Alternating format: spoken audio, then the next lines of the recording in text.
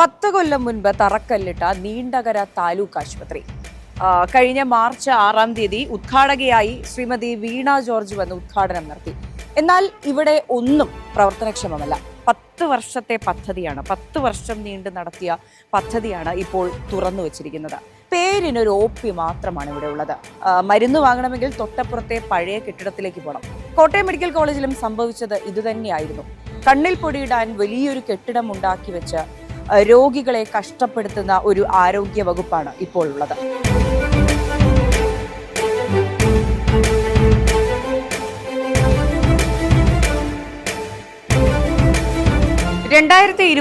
നിയമസഭാ തെരഞ്ഞെടുപ്പിൽ വീണ്ടും വിജയം പ്രതീക്ഷയുമായാണ് LDF സർക്കാർ നിൽക്കുന്നത്.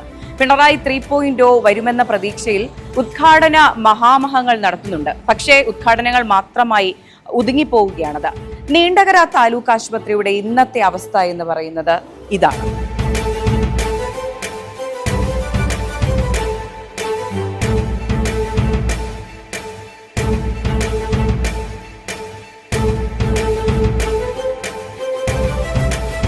കേരളത്തിലെ ഏറ്റവും കുത്തഴിഞ്ഞ മേഖല ഏതെന്ന് ചോദിച്ചാൽ മലയാളികൾ ഒന്നടങ്കം പറയുക ആരോഗ്യ മേഖല എന്നായിരിക്കും. അതിന്റെ ഉത്തരം ഈ കാണുന്നതാണ്. ആദ്യം MLA ആയിരുന്ന ശ്രീ വിജയൻ പിള്ള വാഗ്ദാനം ചെയ്ത കെട്ടിടം ആദ്യം തറക്കല്ലിടുകയും പിന്നീട് അതിനുശേഷം MLA ആയ മകൻ സുജിത് വിജയൻ പിള്ള നടപ്പിലാക്കുകയും ചെയ്ത ആശുപത്രി കെട്ടിടമാണിത്.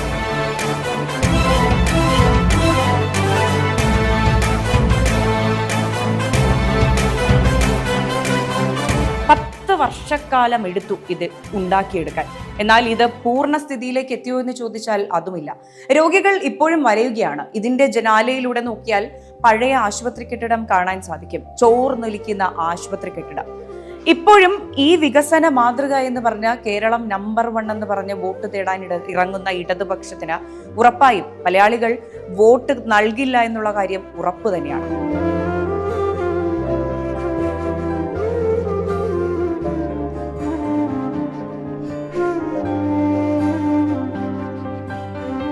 ശരിക്കും എന്താണ് ഇവിടുത്തെ ഇപ്പോഴത്തെ അവസ്ഥ? യഥാർത്ഥത്തിൽ 2023 പ്രവർത്തനം തുടങ്ങേണ്ട കെട്ടിടമായിരുന്നു. കഴിഞ്ഞ 10 വർഷ കാലയളവായി യാതൊരുവിധ പ്രവർത്തനവും ഇത് ഹൗസിംഗ് ബോർഡിനെ ആണ് ഇതിൻ്റെ ഉത്തരവാദിത്വം. എഗ്രിമെൻറ്റ് അവരുമായിട്ടാണ് ചെയ്തിരിക്കുന്നത്. ഇതിൻ്റെ പ്രവർത്തനം നടത്തുന്നതിനായിട്ട് മുഴുവൻ കാര്യങ്ങളും കെട്ടിട നിർമ്മാണം ഉൾപ്പെടെ മുഴുവൻ കാര്യങ്ങളും അവരുമായിട്ടാണ് എഗ്രിമെൻറ്റ് ചെയ്തിരിക്കുന്നത്. 2023 പ്രവർത്തനം തുടങ്ങേണ്ടതാണ്.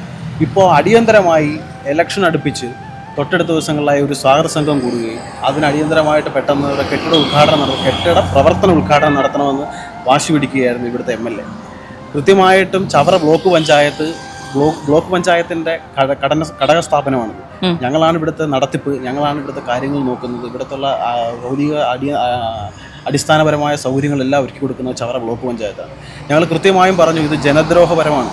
ഇപ്പോൾ ഇത്തരമൊരു പ്രവർത്തന ഉദ്ഘാടനം നടത്തുന്നത് ജനദ്രോഹപരമാണെന്ന് ചവറ ബ്ലോക്ക് പഞ്ചായത്ത് ഭരണസമിതി മിനിറ്റ്സിൽ രേഖപ്പെടുത്തി നടത്തരുത്, ഈ ഉദ്ഘാടനം നടത്തരുതെന്ന് പറഞ്ഞാണ്. എന്നിട്ടും അത് അനുസരിക്കാതെ അല്ലെങ്കിൽ അതിനെ ആ വാക്കിന് വില വയ്ക്കാതെ ഇവിടുത്തെ MLA അടിയന്തരമായിട്ട് ഉദ്ഘാടനം ചെയ്ത് പ്രവർത്തന ഉദ്ഘാടനം തുടങ്ങിയാണ് ഈ സ്ഥാപനം. ഇതിനകത്തൊരു പ്രശ്നമെന്ന് വെച്ചാൽ ഇവിടെ ഇപ്പോൾ നിലവിലുള്ളത് ഇത് ബഹുനില കെട്ടിടമാണ്. ഫേസ് 1 ഫേസ് 2 എന്നാണ് MLA ഇതിന് പേരിട്ടിരിക്കുന്നത്. കാരണം 2023 ഫേസ് 1ഉം ഫേസ് 2 ഒന്നും ഇല്ല, ഇതിൻ്റെ പ്രവർത്തനം തുടങ്ങണമെന്നാണ്. പക്ഷേ ഇപ്പോൾ ഫേസ് 1 എന്ന് ഒരു പേരിട്ടുകൊണ്ട് അദ്ദേഹം ഇതിൻ്റെ താഴത്തെ നില മാത്രം ഉദ്ഘാടനം ചെയ്ത് പ്രവർത്തനം തുടങ്ങിയിരിക്കുകയാണ്.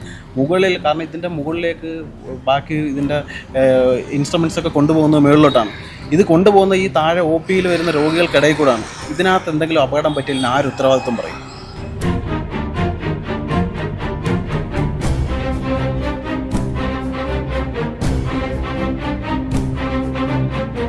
ചവറ MLA ആയ ഡോക്ടർ സുജിത് വിജയൻ പിള്ള പ്രവർത്തനക്ഷമമാക്കി എന്ന് പറയുന്ന നീണ്ടകര താലൂക്ക് ആശുപത്രിയുടെ ഫേസ് 1 ആണ് ഈ കാണുന്നത്.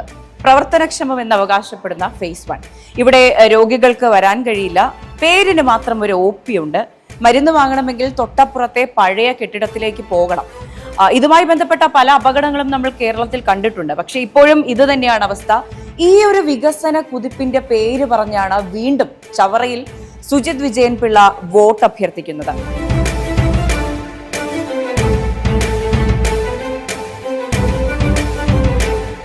ഇതിന് മേളിൽ ICU ഉണ്ട്. അതുകൂടാതെ ഇതിനകത്ത് അത്യാധുനിക സൗകര്യങ്ങളോട് കൂടിയ സ്കാനിങ് സെൻ്റർ ഉണ്ട്. ഇതൊന്നും പ്രവർത്തനം ആരംഭിച്ചിട്ടില്ല. ഇവിടെ ഒ പിയിൽ വരുന്ന ഒരു പേഷ്യൻറ്റിന് ഡോക്ടറെ കാണുക എന്നല്ലാതെ വേറെ ഒരു സൗകര്യവും ഇതിനകത്തില്ല. അതൊരു പ്രത്യേക ഒരു സജ്ജീകരണം ഉണ്ടാക്കി വെച്ചിരിക്കുകയാണ്. ഒരു പേഷ്യൻറ്റ് വയ്യാതെ തലകറങ്ങിയില്ല, വയ്യാതെ വരുന്നൊരു പേഷ്യൻറ്റ് ഡോക്ടറെ കണ്ടു കഴിഞ്ഞാൽ തൊട്ടപ്പുറത്തെ പഴയ കെട്ടിടം 200 മീറ്റർ മാറിയുള്ള തൊട്ടപ്പുറത്തെ കെട്ടിടത്തിലേക്ക് ലാബിലേക്ക് പോകണം. അതിനും അപ്പുറം പോകണം. എക്സ്റേ എടുക്കണമെങ്കിൽ, മരുന്ന് മേടിക്കണമെങ്കിൽ തിരിച്ച് പിന്നെ ഓടി ഇതിൻ്റെ ബാക്കിൽ വരണം. ഇതാണ് ഇവിടുത്തെ ഒരു സാഹചര്യം. ഇപ്പോൾ ഇത് എന്തർത്ഥത്തിലാണ്? ഇത് ജനദ്രോഹപരമായിട്ട് അദ്ദേഹം ചില നിലപാടുകൾ എടുത്തുകൊണ്ട് മുന്നോട്ട് പോവുകയാണ്. എന്ത് അവഗണന വന്നാലും അദ്ദേഹത്തിന് പ്രശ്നമല്ല ഇല്ലേ? കാരണം അദ്ദേഹം ഇപ്പോൾ ചൂണ്ടിക്കാണിക്കാൻ പറ്റുന്ന ചവറയിലെ അദ്ദേഹത്തിന്റെ ഒരു വികസനം എന്ന് പറഞ്ഞാൽ അദ്ദേഹം ഇതിനെ വികസനത്തിന്റെ മുഖമായി ഉയർത്തി കാണിക്കുകയും ചെയ്യുന്നുണ്ടോ? അല്ല, അങ്ങനെ വികസനത്തിന്റെ മുഖമായിട്ട് ചൂണ്ടിക്കാണിക്കുമ്പോൾ ഞങ്ങൾ എത്ര പറഞ്ഞാലും നിങ്ങൾ മാധ്യമത്തിന്റെ ഉത്തരവാദിത്വമാണ്. ഇതാണ് ഇതിന്റെ അവസ്ഥ എന്താണെന്ന് പൂർണ്ണമായിട്ട് ജനങ്ങളിലേക്ക് എത്തിക്കേണ്ട നിങ്ങളുടെ ഉത്തരവാദിത്വമാണ്.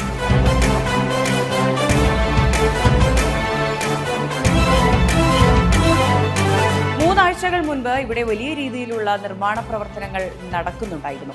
മാർച്ച് 6-ാം തീയതി വരെ വീണ ജോർജ് ഇത് ഉദ്ഘാടനം ചെയ്തതിന് ശേഷം ഇവിടെ നിർമ്മാണ പ്രവർത്തനങ്ങൾ ഒന്നും തന്നെ നടക്കുന്നില്ല.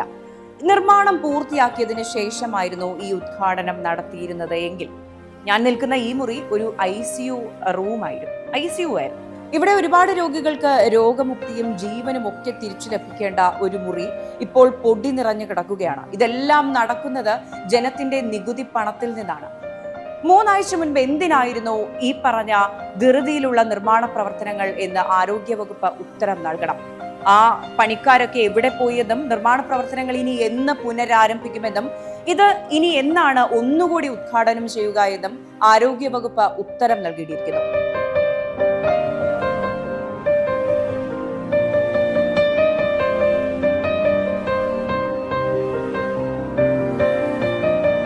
തിരുവനന്തപുരം മെഡിക്കൽ കോളേജിലടക്കം തറയിൽ കിടന്ന രോഗികൾ മരിക്കുമ്പോഴാണ് ഇവിടെ പുത്തൻ കിടക്കകൾ വെറുതെ കിടക്കുന്നത്. ഇവിടെ രോഗികൾക്ക് ശരിയായ ചികിത്സ ലഭിക്കുന്നില്ല. എന്നാൽ ഇത് വികസനമാണെന്ന് വീണ്ടും അവകാശപ്പെടുകയാണ് ചവറയുടെ MLA. വീണ്ടും വോട്ട് അഭ്യർത്ഥനയുമായി ചവറയിലേക്ക് എത്തുമ്പോൾ ഇത് തന്നെയാണ് അദ്ദേഹം ഉയർത്തിക്കാട്ടുന്നത്.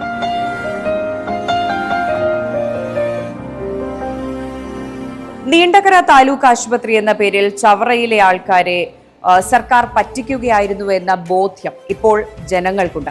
അതിന് ഉത്തരം നൽകുന്നത് ഈ വരുന്ന നിയമസഭാ തെരഞ്ഞെടുപ്പിന്റെ വോട്ടെടുപ്പ് ദിനത്തിലായിരിക്കും. വോട്ട് വെട്ടിപ്പൊട്ടുമ്പോൾ ഇതിന് ഉത്തരം കേരളം കാണുകയും ചെയ്യും. ക്യാമറ പേഴ്സൺ രോഹിത് രവീന്ദ്രനൊപ്പം മേഘ ജസ്റ്റിൻ, നേഷൻ ഫസ്റ്റ്.